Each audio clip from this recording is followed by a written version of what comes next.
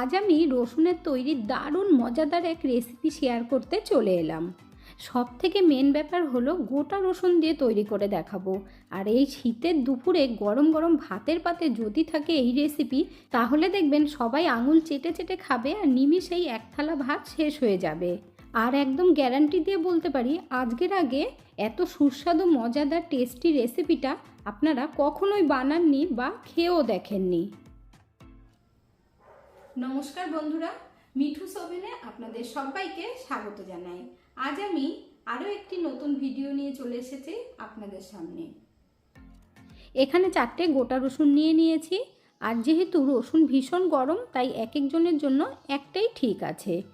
আর এই শীতকালে এই রসুনের সবজিটা কিন্তু খুব ভালো লাগে, এতে করে কোনো ক্ষতিও করবে না। তাই গরমে না বানিয়ে শীতে বানালে বেশি ভালো লাগে খেতে। এখানে দেখুন রসুনের ওপরের খোসাটা আমি ছাড়িয়ে নিয়েছি। তারপর যেই কাজটা করতে হবে সেটা দেখে নেওয়া যাক। এখানে রসুনগুলো আমি একটা বাটির মধ্যে নিয়েছি। তারপর গরম জল দিয়ে দেব।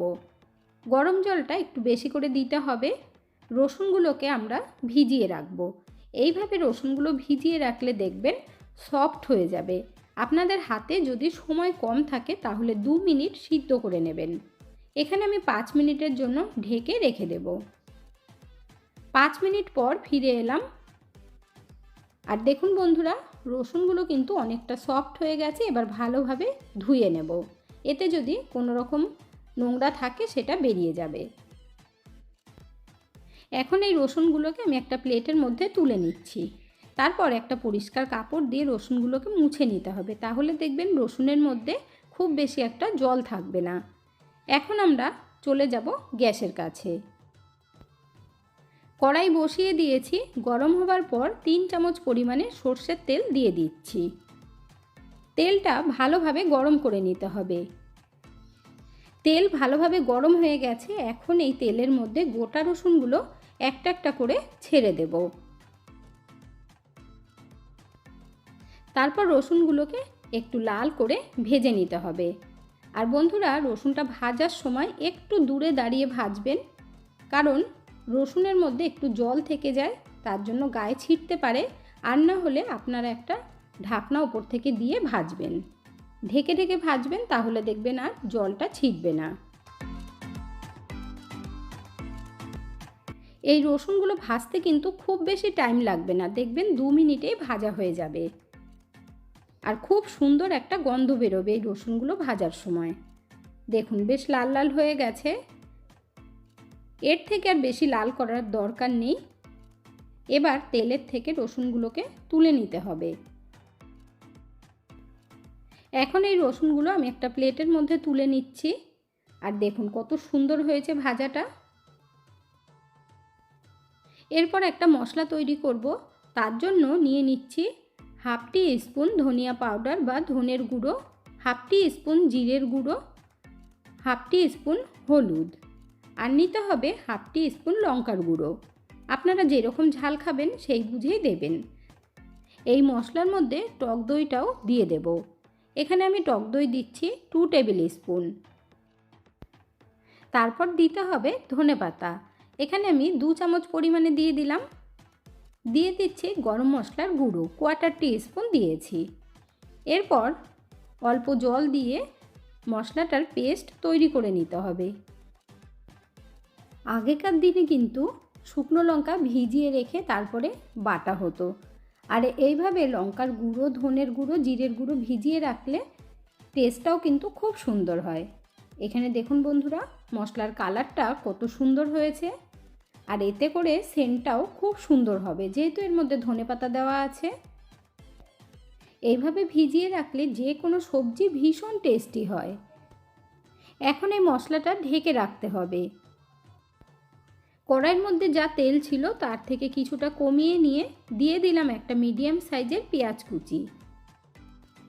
এখন পেঁয়াজটা হালকা করে একটু ভেজে নিতে হবে। খুব বেশি লাল করলে কিন্তু পেঁয়াজের মধ্যে যে মিষ্টি ভাবটা থাকে সেটা কিন্তু চলে যায়। পেঁয়াজ হালকা ভাজার পর দিয়ে দেব আদা বাটা। এখানে আমি 1/2 টিস্পুন আদা বাটা দিচ্ছি, তার সাথে 1 কোয়া রসুন দিয়েছি। যেহেতু আমরা তেলের মধ্যে রসুনটা ভেজেছি, তার জন্য কিন্তু পুরো রসুনের সেন্ট তেলের মধ্যে রয়ে গেছে। সেই কারণেই আমি 1 কোয়া রসুন দিয়েছি। আপনারা চাইলে রসুনটা নাও দিতে পারেন। এখন আদার কাঁচা গন্ধটা যাওয়ার পর গুলে রাখা মশলাটা দিয়ে দিতে হবে। মশলাটা দেবার পরে ভালো করে কষিয়ে নিতে হবে। আর তার আগে আমরা বাটিটা ধুয়ে অল্প একটু জল দিয়ে দেব, তাহলে আর মশলাটা কিন্তু পুড়ে যাবে না। এখন মশলাটাকে খুব ভালোভাবে কষিয়ে নিতে হবে। আর বন্ধুরা, আজকের রেসিপিটা যদি আপনাদের ভালো লেগে থাকে তাহলে আমার চ্যানেলটিকে অবশ্যই সাবস্ক্রাইব করবেন, পাশে থাকা বেল আইকনটি দাবিয়ে দেবেন, সবার সাথে শেয়ার করবেন, একটা লাইক করতে ভুলবেন না কিন্তু। এই মশলাটা 1 মিনিট মতো ভালো করে কষিয়ে নিতে হবে। মশলাটা ভালোভাবে কষানোর পর এর মধ্যে দিয়ে দিতে হবে মটরশুঁটি। এখানে আমি 1/2 কাপ পরিমাণে দিয়ে দিলাম। মটরশুঁটিটা মশলা কষানোর সময় দিয়ে দিলে তাড়াতাড়ি সিদ্ধ হয়ে যাবে, তাহলে এই সবজিটা বানাতেও খুব বেশি টাইম লাগবে না। এখন এই মশলার মধ্যে স্বাদ মতো নুন দিয়ে দিলাম। খুব বেশি কিন্তু দিতে যাবেন না, অল্প করেই দেবেন। তারপর ভালোভাবে মিশিয়ে দিয়ে ঢেকে রাখতে হবে।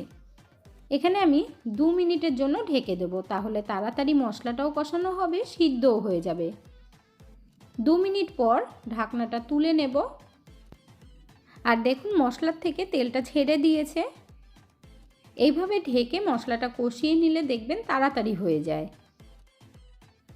এই সময় একবার মশলাটা ভালোভাবে নাড়িয়ে দিতে হবে। তারপর দিয়ে দেব ভেজে রাখা ছোট আলু।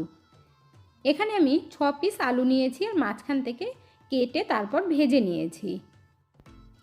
আলুগুলো দেবার পরে মশলার সাথে আলুটাকে ভালো করে কষিয়ে নিতে হবে। আপনারা যদি আলু দিতে না চান, বেশি করে মটরশুঁটি আর রসুন দিয়েও করতে পারবেন। এখানে দেখুন ভালোভাবে কষানোর পরে দিয়ে দেব টমেটো। আগে টমেটো দেবেন না, তাহলে একদম গলে যাবে। আর যেহেতু দই দেওয়া আছে তার জন্য ছোট ছোট টুকরো করে টমেটোটা এখন এই সময় দিতে হবে। টমেটো দেবার পরে 1 মিনিটের জন্য ঢেকে রাখতে হবে, তাহলে তাড়াতাড়ি নরম হয়ে যাবে। 1 মিনিট পর এবার ঢাকনা তুলে নিচ্ছি। আর এখানে দেখুন টমেটো কিন্তু সফট হয়ে গেছে। এবার দিয়ে দেব জল, অল্প করে দিয়ে দিলাম। আপনারা যেই রকম গ্রেভি রাখতে চান সেইভাবেই দেবেন। ভালোভাবে মশলাটা জলের সাথে মিশিয়ে নিয়ে তারপর দিয়ে দিতে হবে ভেজে রাখা গোটা রসুন।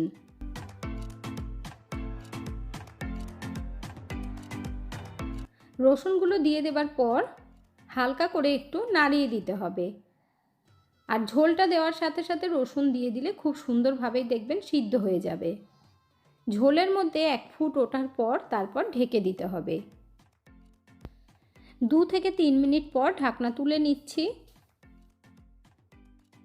আর চেক করেও নিতে হবে যে আলু সিদ্ধ হয়েছে কিনা।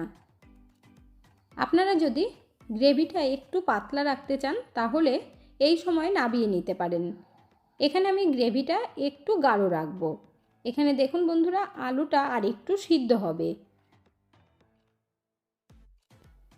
রসুনটা আর একটু সিদ্ধ হওয়ার জন্য 2 মিনিটের মতো আবার ঢেকে দেব। 2 মিনিট হয়ে গেছে। এখানে দেখুন বন্ধুরা, ঝোলটা অনেকটাই টেনে এসেছে। আর কত সুন্দর লাগছে দেখতে দেখুন। রসুনগুলোও কিন্তু খুব সুন্দরভাবে সফট হয়ে গেছে। এখন দিয়ে দিচ্ছি 3টে কাঁচা লঙ্কা।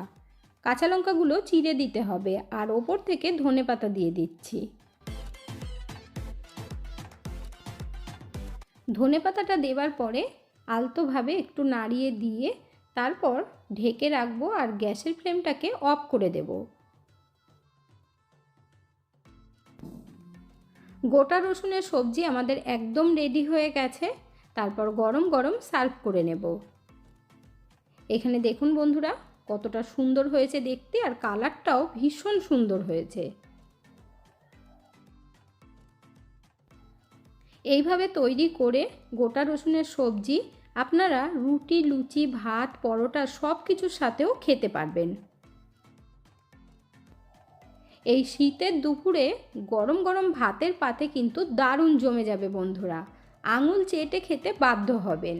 আর গ্যারান্টি দিয়ে বলতে পারি, এর আগে এই রেসিপিটা আপনাদের কখনোই খাওয়া হয়নি।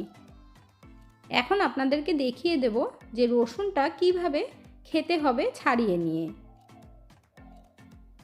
এইভাবে এক কোয়া করে রসুন বার করবেন, আর দেখুন খুব সুন্দরভাবে কিন্তু বেরিয়ে আসবে, কারণ এটা একদম সফট হয়ে গেছে।